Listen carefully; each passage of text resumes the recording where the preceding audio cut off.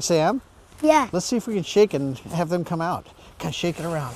Shake, shake, shake, shake, shake, shake, shake. Sam Harris loves animals, Look at that, here they come. which is really no surprise. His mom says her energetic 8-year-old grew up on a farm in Alabama. The animals were great with him. It's like they knew to be gentle.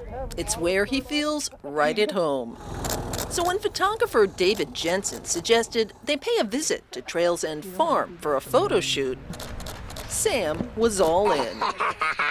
Jensen is taking photographs of Alaskans with Down syndrome for a project with Hope Community Resources they're calling Shine. Shine is mostly about inclusion and involving yourself with others.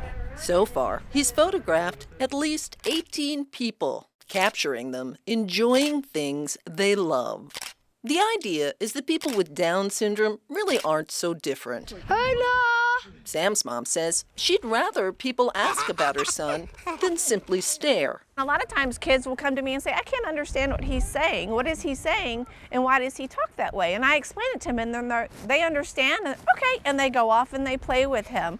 She hopes the exhibit will highlight the fact that people with Down syndrome are a part of our community who should be welcomed. And David Jensen agrees. I hope that it opens up channels for other people who want to engage and be more inclusive with people who have Down syndrome, because they're our neighbors, they're our friends. Okay, we got over it. Awesome. Oh, let's get past this first. As for Sam, he's just a little boy Here we go. who's made a new friend and is clearly having fun. You got it. For Telling Alaska's Story, Pound that.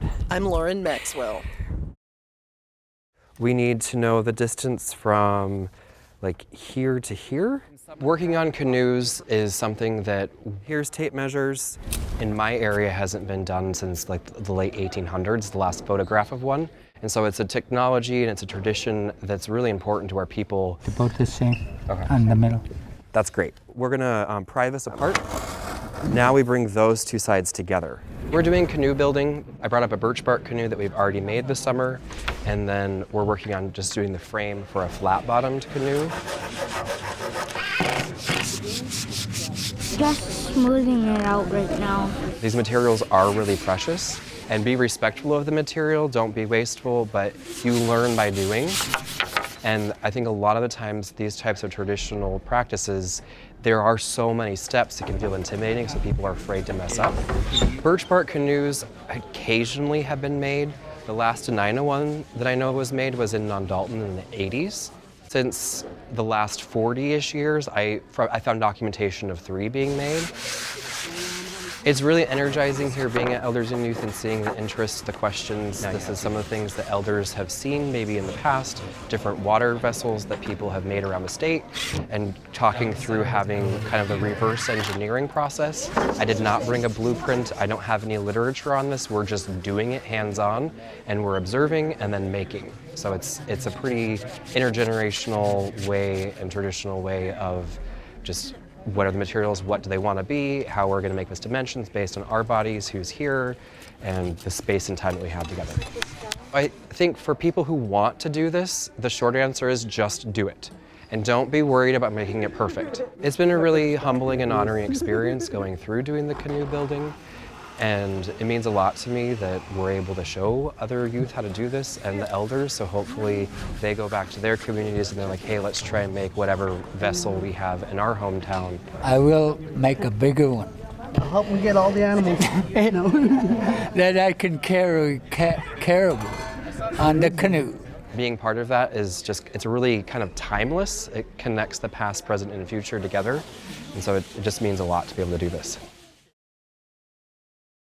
This year was kind of late, about the middle of June, and we just threw a little pipe up there and they just zoop right across there. Dale Marshall may be a plumber by trade, I made that a long time ago. This is after about 4 years. but one look at his Sand Lake backyard reveals his passion. I've always had interest in gardening. This is a man who knows how to grow. Finally, the weather. Big tomatoes, I bet you it's at least 3 pounds. and something called a long gourd that's really long. So this will be probably the one we'll take to the fair right here. But what this extreme gardener is best known for Huge. is That's when you something put all even your pounds bigger. This one's nervous. Got me nervous just looking at it. For the last 14 years, Marshall has entered a giant pumpkin at the Alaska State Fair, and he's won more often than not. He owns the state record set in 2019 of 2,051 pounds.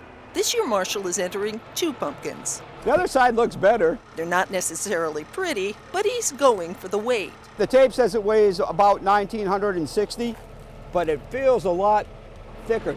Plucking the pumpkin from its patch requires an effort, including disassembling the greenhouse roof. Next, the giant pumpkin is carefully strapped in So I don't think I can get it any better than that. before it's slowly hoisted into the air with help from a giant crane, and ever so gently lowered onto the flatbed that Marshall will drive to the fair. His 2 giant pumpkins are just about ready to hit the road. 43 miles later, Marshall's pumpkins have landed safely at the fair, along with his competitors. One of them, 7-year-old Taylin Polis, can only guess the weight of her pumpkin. 99? I like it. As a 7-year-old, that's pretty impressive. Still, the crowd is here to see the biggest pumpkins, and Marshall has 2. His grandson displays an impressive weight for the first. Say, that's my grandpa. But it's the second one Marshall thinks could be the big winner. The question is, could this giant pumpkin be big enough to bring in a new state record? 2,147 pounds. And the answer is yes. All right. Marshall is once again a winner. I'm happy with it. I mean, it's great. It's a title he can claim for yet another year. Telling Alaska's story, I'm Lauren Maxwell. And it's always a pretty good show. And whether you live in McCarthy or are just passing through, everyone has a smile on their face at the end of the day. Ryman and the other volunteers say their motivation is simply to be a good neighbor. All right, on 3. 1, 2, 3. Responding to the call when it came. They rolled up their sleeves for a cleanup Beautiful. they hope will help their neighbors get back on track. Every day, Billy Macon walked an hour to school and back. He'd start on his homework before heading out again to walk to Elmendorf Air Force Base, where he worked through the night. Walk from Elmendorf back. It's okay. And Macon is emotional now, but at the time, he put his diploma away and rarely talked about it. Still, there was one person who remained bothered by it all, which may be why Barbara Gigerer No, just right here, just right there, right there. And gets push so that in, excited. Just that string. To get people started, That's a C chord. There you go. Got it. It all works. when Albert Whitehead moved into his downtown home in 2002, Come here, boy. Hey, good morning. there were a few unusual things that came with the You house. slept late this morning, huh? Here, piggy, piggy, piggy, piggies. They all have their own personalities. The drama. We lived in Fairbanks and my husband got a job in Healy. And I said, well, I'm not moving to Healy unless I get to get llamas. But eventually I'd like to have a herd of 30 of them if I have enough property. Kind of how they get to know you is they like to smell your face. She loves beards. Nice thing about Prince is you forget about how big he is once you get the his harness on. He's only 17 and a half hands high. He's so fuzzy.